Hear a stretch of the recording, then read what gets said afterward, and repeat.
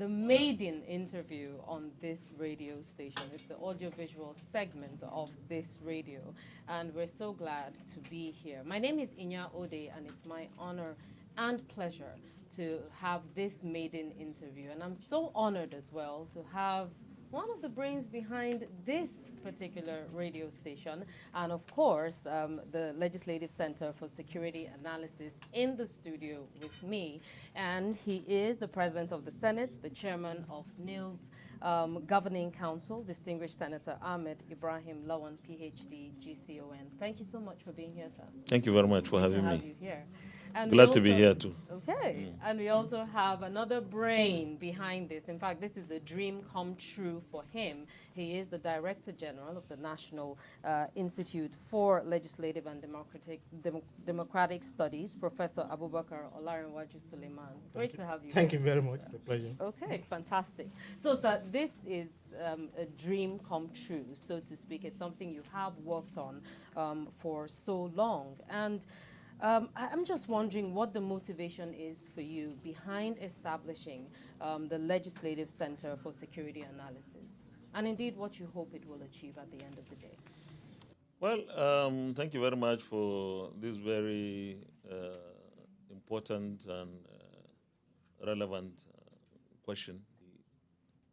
I'm happy you asked that because that is the essence of government, actually, to provide security for citizens, and of course welfare comes second.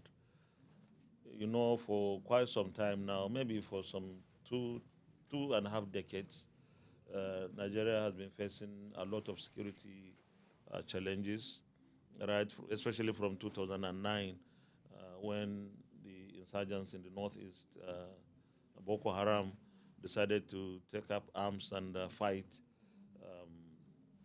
for the establishment of a caliphate and so on and so forth. Then the problem was, of course, how to deal with the insurgency in the northeast. And that issue was addressed significantly by the administration of President Muhammad Buhari from 2015 when he came into office. And of course, this is one issue, one challenge that requires international collaboration, especially with our neighbors, Benin Republic, Cameroon, Chad, Niger, and of course, the president then didn't waste any time. He went around to visit those countries, and of course, deployed our military to have their bases in the northeast, particularly the epicenter, Borno State. Boko Haram was almost defeated, technically finished with, but of course, new challenges crop up, things that we didn't expect in the northwest, in the north central, and of course, in the southern part of the country, the militancy, especially very quite recently, the issues in the southeast.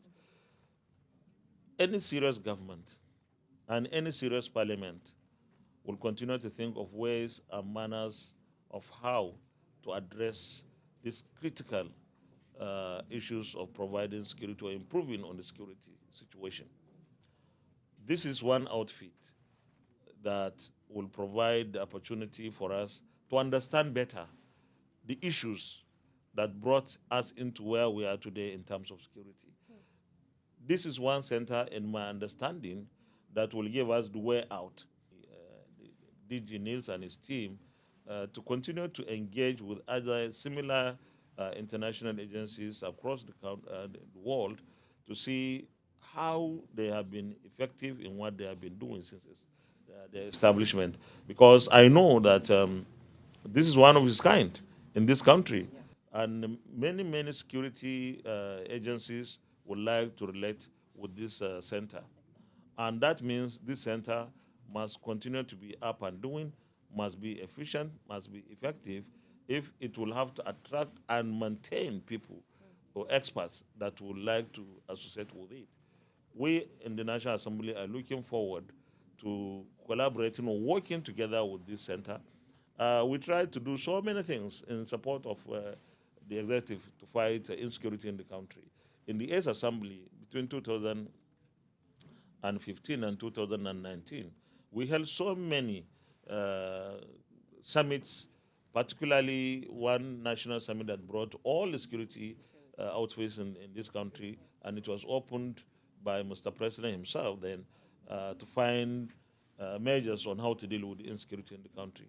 In the ninth Senate, the former Senate leader, Senator Abdullahi Yahya, very, very dedicated and committed and resourceful person, a senator of the Federal Republic of Nigeria, chaired a summit, national summit again, for us to look for ways and manner that we can deal with the security situation in the country. And we are still looking for solutions because having dealt with Boko Haram, then we have the banditry in the northwest, and of course, the recently the situation, the herdsmen, farmer clashes in the north central is like a little bit down now, but we shouldn't take things for granted.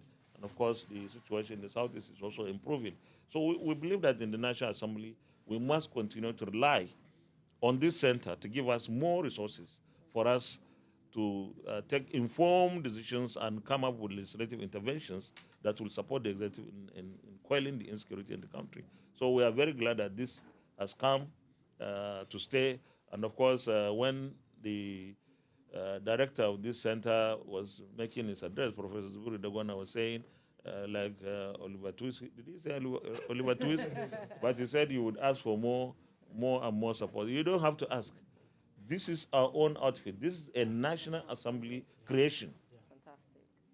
And therefore it is the business of the National Assembly to fund it. Yeah. We don't expect somebody in the villa to fund this place. So it's like we will fund NABRO, like we will fund the Public Complaints Commission. This is the way we should fund this center. So I believe that the next of the National Assembly will also, after being briefed properly, and you have to do that, would have to take this as a very serious, major project for the National Assembly, and one outfit that will also bring distinction to the National Assembly. Okay. So for me, we are satisfied that we have been able to achieve this, but this is just the beginning.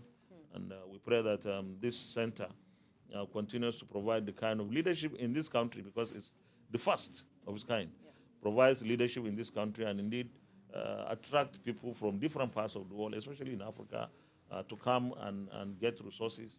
But you should also look for resources, having to maybe network across the world so that the center grows. And I want to imagine that in the next 5 years, 10 years, you should be out of this place.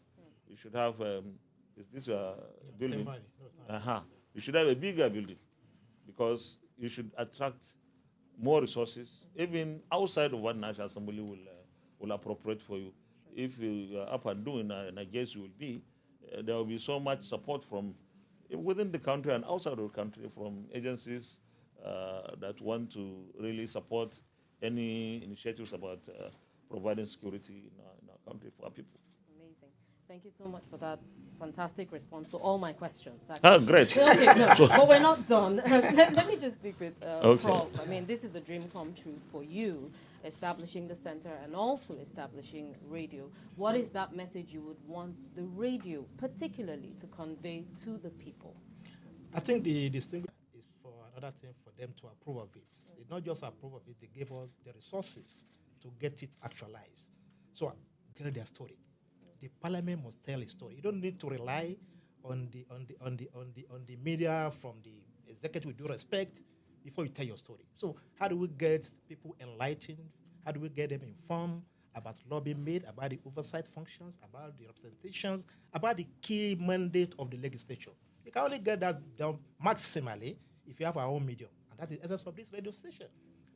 Beyond that, we don't need to wait for election to come on electoral matter. We ought to have gotten this under INEC. Since they could not get it, legislature, the parliament has not taken that lead to say, look, we can do our mandate of having to kill two birds. And I want to believe the Senate President and indeed members of the National Assembly, especially the Net Assembly, they are more fulfilled having this kind of center and the medium in place.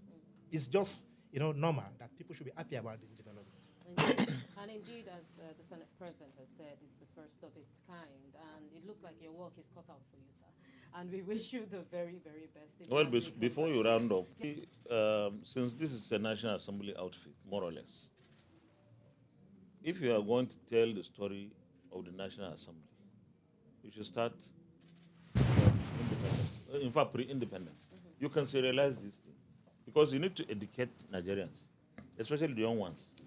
So you should have programs that will occupy the space, especially for your radio station. Absolutely. Tell the stories of the parliaments in every citizen and bring the young kids. Give them the opportunity to also participate here. Because, yes, to air their views, because that helps.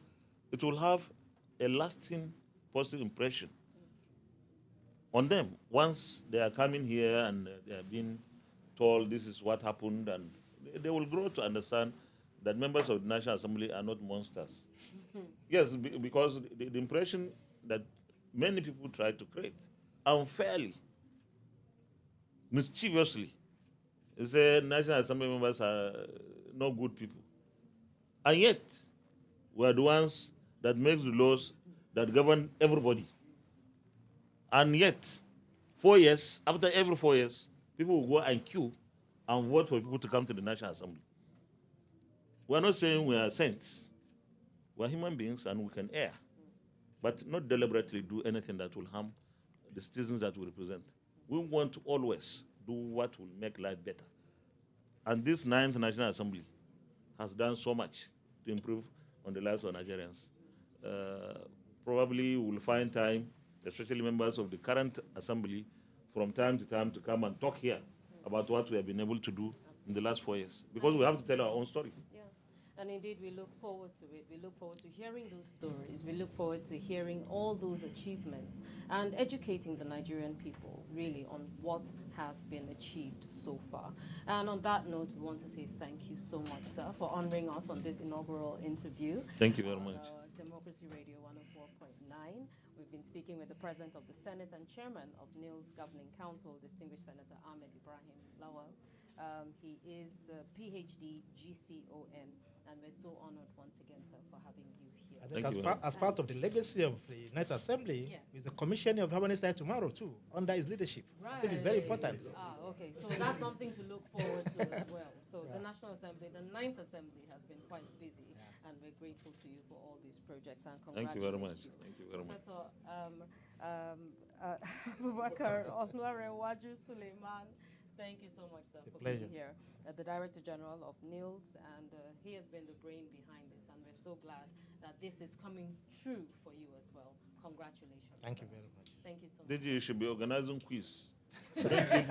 Bring young boys and girls from different parts of the country. We have quiz, a component of which we normally chair every year. So let them on democracy. Yeah, we key it into this.